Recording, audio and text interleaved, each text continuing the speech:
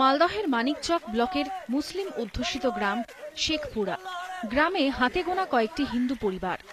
জটিল রোগে অসুস্থ হয়ে মৃত্যু হয় গ্রামেরই ছেলে বিশ্বজিৎ রজকের। পরিবারে পুরুষ বলতে বৃদ্ধ বাবা ও প্রতিবন্ধী দাদা। প্রতিবেশীর এমন দুর্দিনে পাশে দাঁড়ালেন গ্রামের অসংখ্য মুসলিম সম্প্রদায়ের মানুষ। দেহ সৎকারের জন্য তড়িঘড়ি সব খরচ বহন করলেন গ্রামের মৌলবী হাজিরা। প্রায় ৮ কিলোমিটার পায়ে হেঁটে দেহ নিয়ে গেলেন শ্মশানে। উচ্চারণ করলেন হরিনাম।